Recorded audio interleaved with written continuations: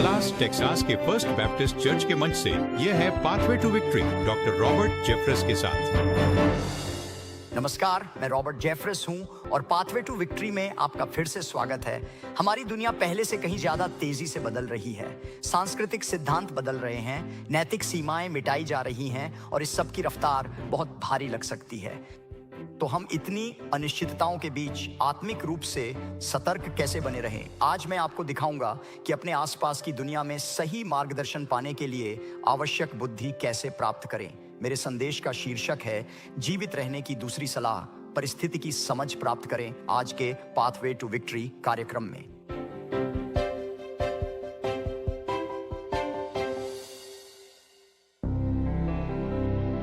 जून 2013 की सुबह के शुरुआती घंटों में 43 वर्षीय एरिक मार्श, जो ग्रेनाइट माउंटेन हॉट शॉट्स के अधीक्षक थे, अपने स्लीपिंग बैग से निकलकर एरिज़ोना के प्रेस्कॉट स्थित फायर स्टेशन नंबर 7 में उठे।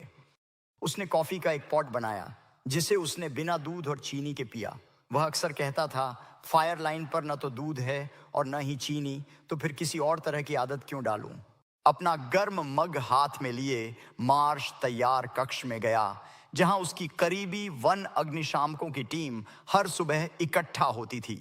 उसके पीछे दीवार पर एक पोस्टर लगा था जिसमें जंगल की आग में हुई भयानक मौतों की तस्वीरें थीं। ऐसे कुशल अग्निशामक जो छोटी आग से लड़ते समय अचानक खतरे में फंस गए थे, जो अचानक रूप से बढ़ गई थी। बड़े और भयानक अक्षरों में पोस्टर पर लिखा था, आज आपकी परिस्थिति की समझ कैसी है। सुबह 5:15 बजे तक अधिकांश दल तैयार कक्ष में इकट्ठा हो चुका था। एरिक मार्श ने कहा, हमें यार्नेल जाने का कार्य सौंपा गया है। यह 300 एकड़ में फैला है और घनी झाड़ियों वाली पहाड़ी की चोटी पर जल रहा है। वहां बहुत गर्मी होगी, बहुत ज्यादा गर्मी।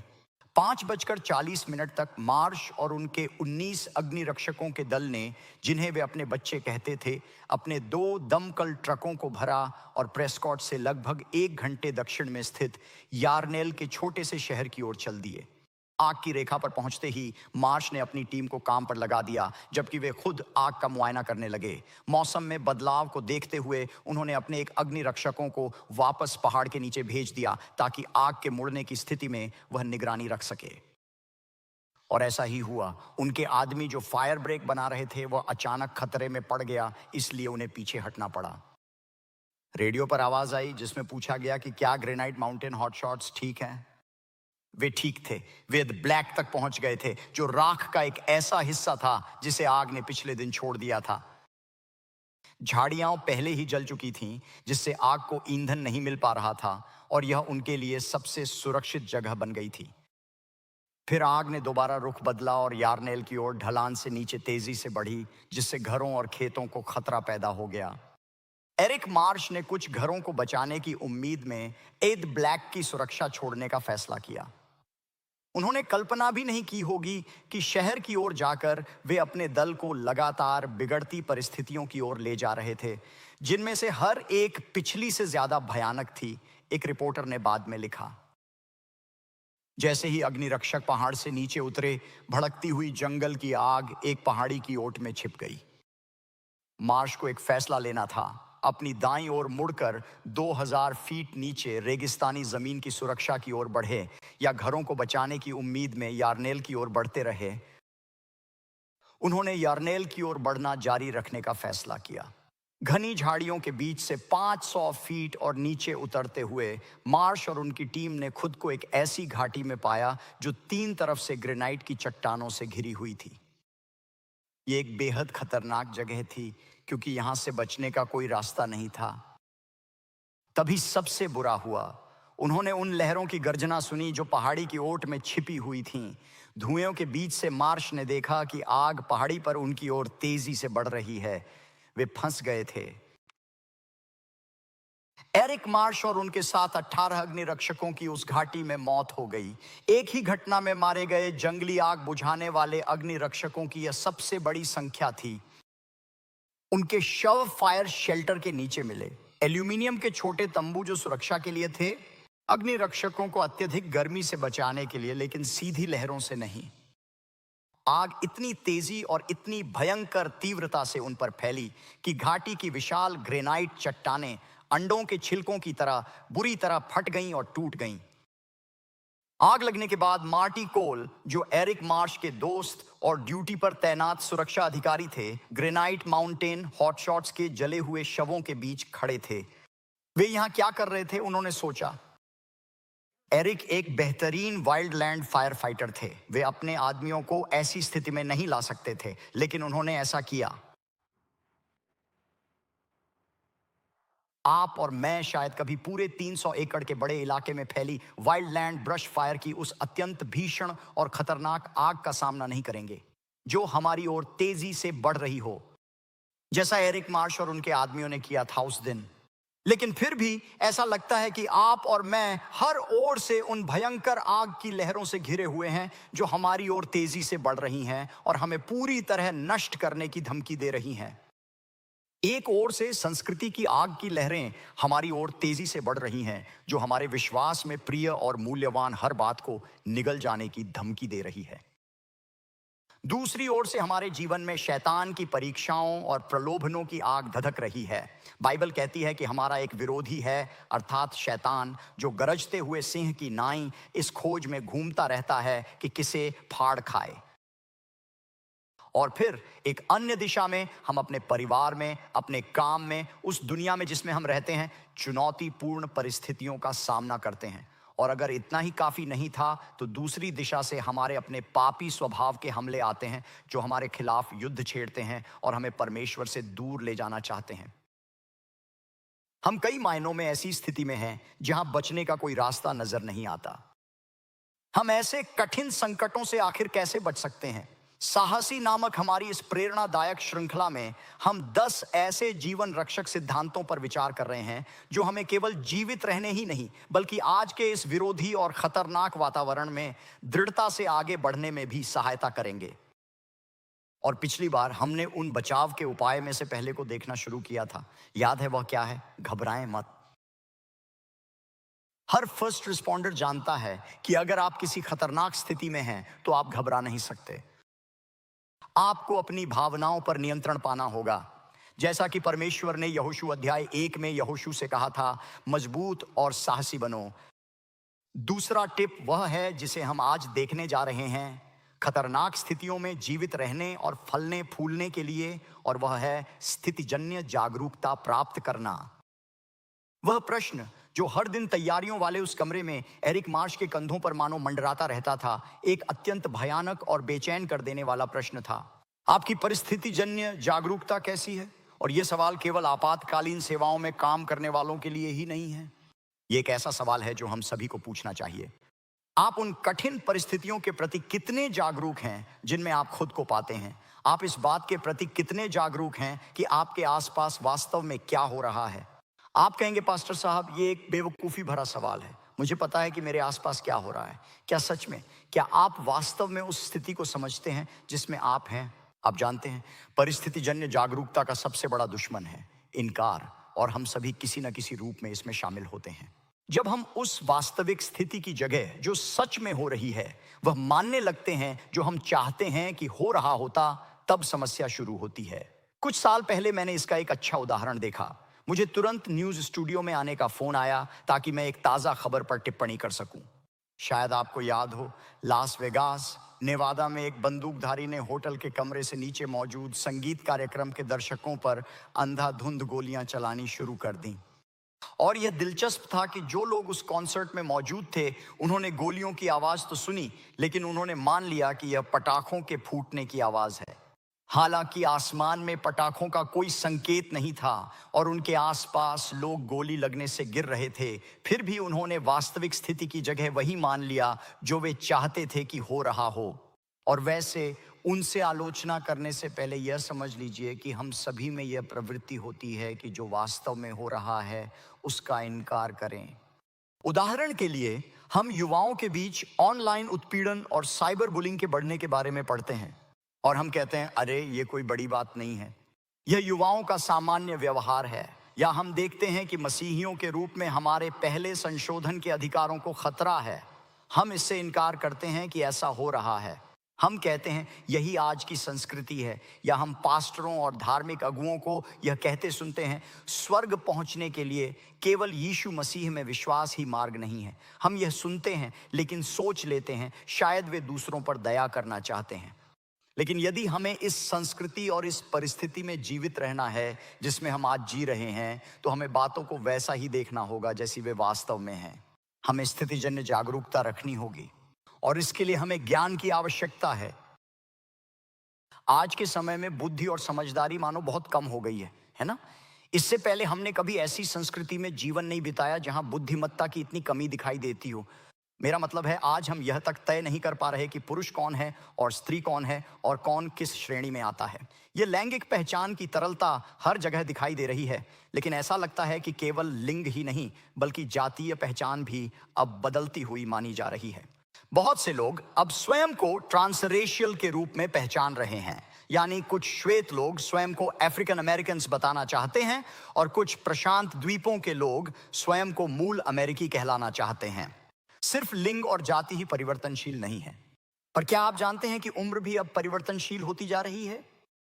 मैं इस हफ्ते अध्ययन कर रहा था, ये एक सच्ची कहानी है, एक डच व्यवसायी की जो ऑनलाइन डेटिंग सेवा पर मुकदमा कर रहा है क्योंकि 69 साल का होने के बावजूद वह कानूनी तौर पर खुद को 49 साल का बताना चाहता है।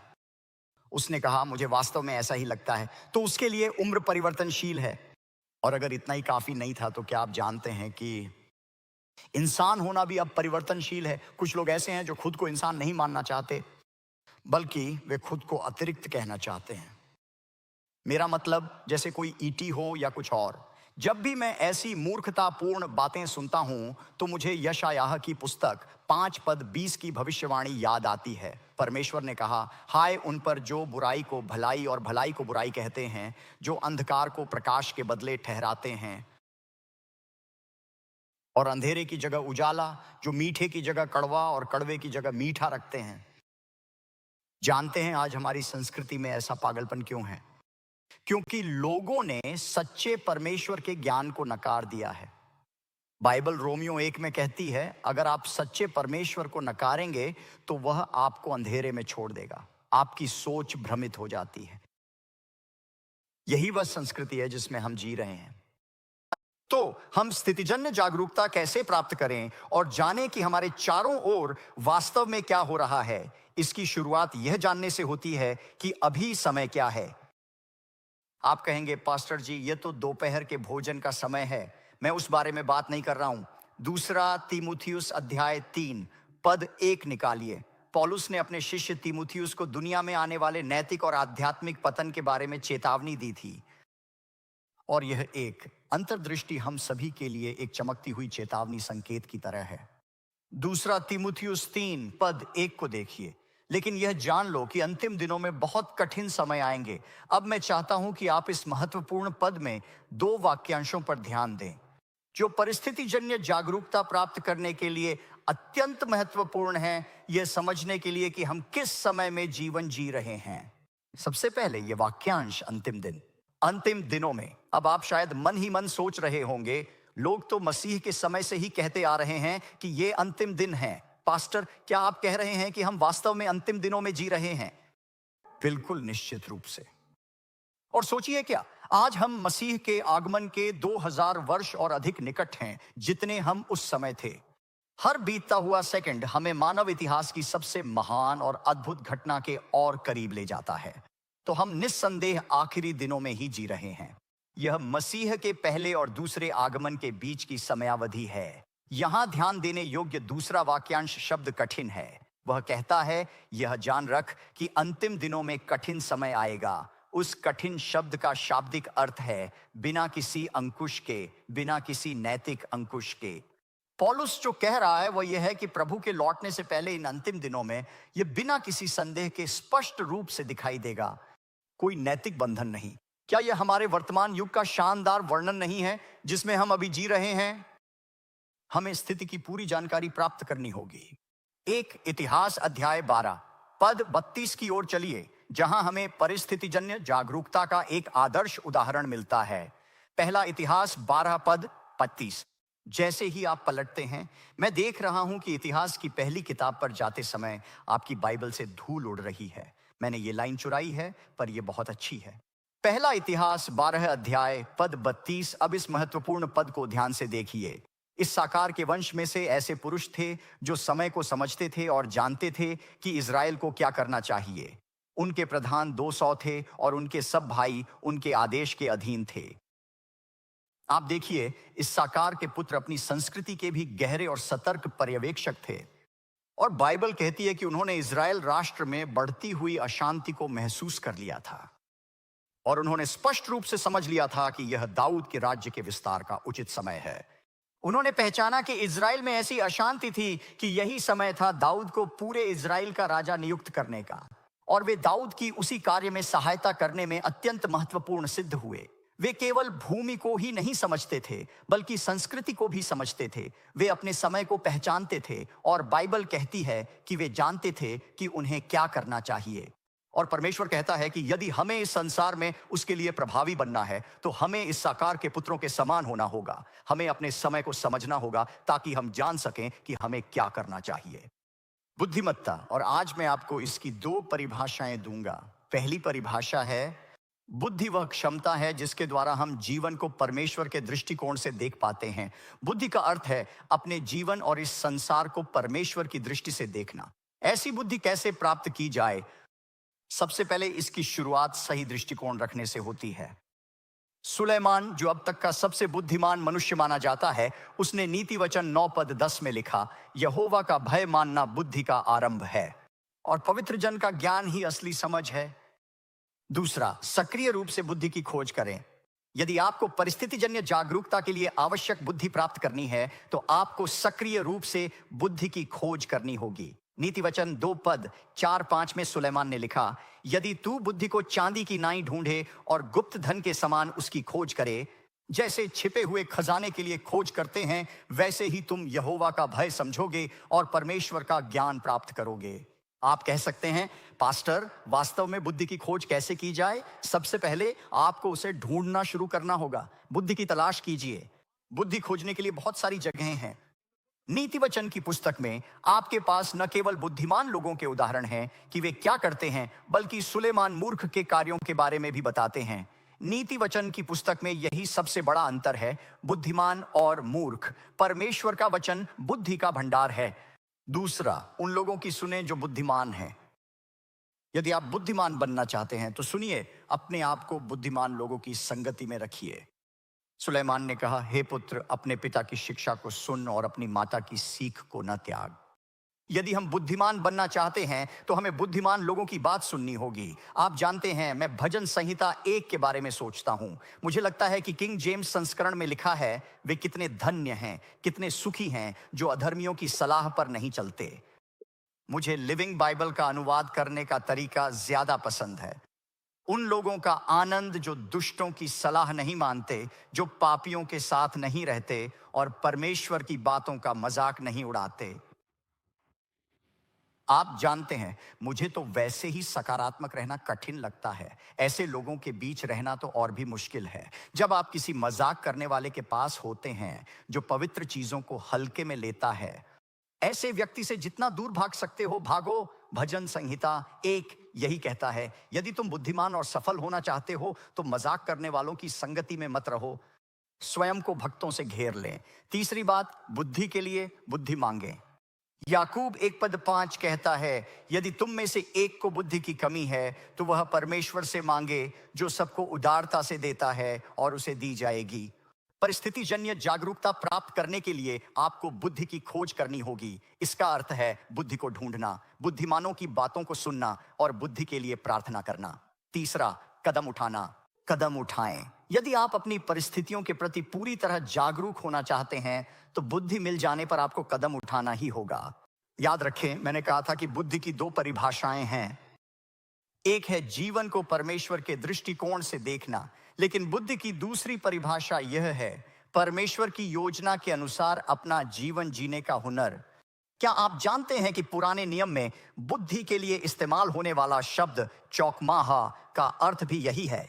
यह एक कौशल था। निर्गमन 28:3 में लिखा है कि इस्राएलियों के एक समूह को परमेश्वर ने बुद्धि से संपन्न किया था ताकि वे हारून महायाजक के लिए बनाए जाने वाले वस्त्रों को बुन सकें। महायाजक जो वस्त्र पहनता था उसके लिए बहुत विशेष निर्देश दिए गए थे, क्योंकि वह स्वयं यीशु मसीह की पूर्व छाया को दर्शाता था। बुनने वाला व्यक्ति दिए गए नमूने के करीब भी नहीं पहुंच पा रहा था, उसे इसका सटीक पालन करना था, वरना वह मारा जाता।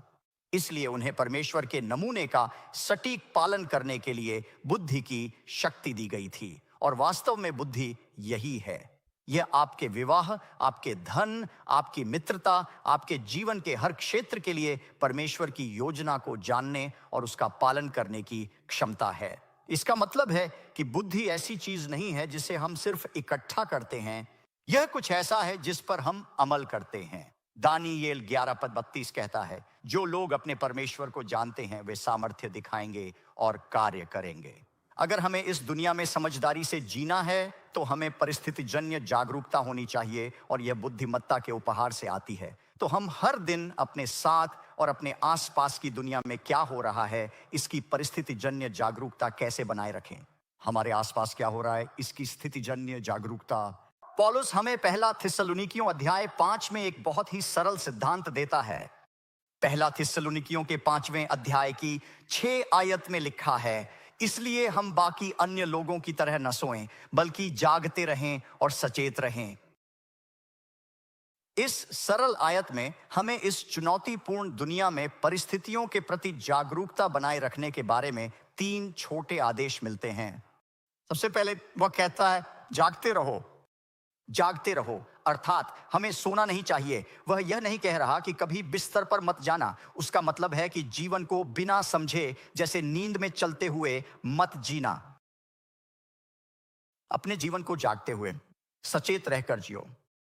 अपने आसपास क्या हो रहा है उसके प्रति सचेत रहें, सो मत, जागते रहो। मुझे वह समय अच्छी तरह याद है जब मैं हाई स्कूल में था। मेरा एक बहुत करीबी और अच्छा दोस्त डेविड डनलैप, जो शायद आज यहीं पीछे की तरफ बैठा होगा। जब हम हाई स्कूल में पढ़ते थे तब डेविड मुझे एक पुरानी जादू की दुकान पर ले गया था, जो यहाँ चर्च के बिल्कुल सामने स्थित हुआ करती थी। याद है जेफरी की मैजिक शॉप जो सड़क के ठीक सामने थी? डेविड मुझे वहां ले गया और मुझे सबसे शानदार छोटी सी खोज से मिलवाया। ये एक छोटी सी इत्र की शीशी थी जिसका नाम था स्टिंक परफ्यूम। यह असली इत्र की तरह दिखती थी, लेकिन जब आप इसे खोलते थे तो इसमें से इतनी भयानक बदबू आती थी कि आप सोच भी नहीं सकते। एक रात मैं एमी के साथ डेट से घर लौटा था और टिम और मैं एक ही बाथरूम साझा करते थे, और वो हमेशा मेरा दरवाजा बंद छोड़ देता था, उसे खोलना भूल जाता था, जिससे मुझे बहुत चिढ़ होती थी क्योंकि मुझे दूसरे रास्ते से घूम कर जाना पड़ता था। और एक रात मैंने दरवाजा हिलाया, वो फिर से बंद था और मुझे बहुत गुस्सा आ गया। मैं आपके सामने ये स्वीकार करता हूं, मैंने अपना आपा खो दिया और मैंने अपनी बदबूदार इत्र की शीशी उठाई और दबे पांव उसके बेडरूम में गया। वो गहरी नींद में सो रहा था और मैंने उस बदबूदार इत्र की शीशी खोली और उसे पूरी तरह से उसके तकिए पर उड़ेल दिया। वो सो रहा था लेकिन वो तुरंत बिस्तर से उछलकर बाहर आ गया। हालांकि वो सो रहा था पर अब वो जाग गया था और वो पूरी रात जागता रहा, इस डर से कि कहीं मैं दूसरी शीशी लेकर वापस ना आ जाऊं। सच तो ये है कि मुझे लगता है वो उसके बाद कई रातों तक जागता रहा। पौलुस यहाँ इसी तरह की बात कर रहे हैं, बदबूदार इत्र के बारे में नहीं, बल्कि वो कह रहे हैं जागते रहो, सावधान रहो, अपने भाई या बहन के हमलों से नहीं बल्कि दुश्मन से। जीवन में नींद में मत चलो। अगर हमें प्रभावशाली बनना है तो हमें जागते रहना होगा। दूसरी बात, आशावान बने रहो। यदि आप परिस्थिति जन्य जागरूकता बनाए रखना चाहते हैं तो आशा बनाए रखिए। वह पद 6 में कहता है सावधान रहो। आप कहेंगे इसका आशा से क्या संबंध है? सतर्क रहने का मतलब न केवल जागते रहना है, बल्कि यह समझना भी है कि अगर बुरा समय, कठिन समय आ रहा है तो उसके बाद निश्चित रूप से और भी अच्छा समय आने वाला है।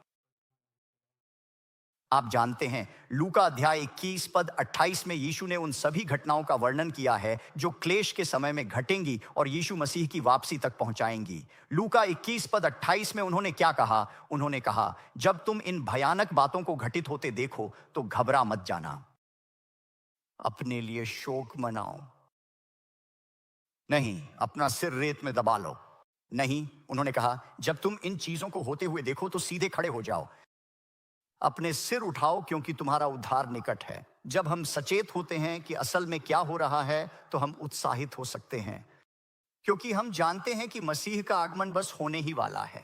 पौलुस कह रहा है, अगर हम हालात के प्रति सचेत रहना चाहते हैं तो जागते रहें, आशावान रहें, और अंत में वह कहता है गंभीर बने रहें।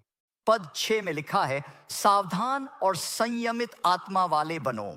इसका अर्थ क्या है? संयमित आत्मा से क्या मतलब है? उसका मतलब यह नहीं कि आप चेहरे पर ऐसा भाव रखें जैसे आपने खट्टा अचार छका हो, वो इसके बारे में बात नहीं कर रहा। उसका सीधा सा मतलब है गंभीर बनो, हल्केपन में मत जियो। जो हो रहा है और जो होने वाला है उसे समझते हुए गंभीर बनो। इस तरह आप हालात के प्रति सचेत रहते हैं।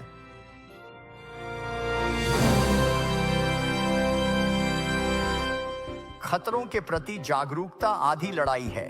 उनका सामना करने के लिए सही संसाधन भी चाहिए। परमेश्वर ने हमें निहत्था नहीं छोड़ा है। उन्होंने हर मसीही को इस शत्रुतापूर्ण दुनिया में सफल होने के लिए सब कुछ दिया है। अगली बार हम उन दिव्य संसाधनों की सूची लेंगे और सीखेंगे कि उनका उपयोग कैसे करें। हमारी श्रृंखला साहसी में आगे क्या होने वाला है, इसकी झलक के लिए बने रहे। बुरी खबर यह है कि आपका एक अलौकिक शत्रु है जो चैन से नहीं बैठेगा जब तक वह आपको और आपकी हर जरूरी चीज को पूरी तरह नष्ट न कर दे। अच्छी खबर यह है कि परमेश्वर ने आपको वे अलौकिक संसाधन दिए हैं जो उस विरोधी को हराने के लिए जरूरी है। अपना DVR सेट करें और बचाव के उपाय नंबर 3 के लिए अगली बार हमारे साथ जुड़ें। यहाँ पाथवे टू विक्ट्री पर अपनी सूची लें।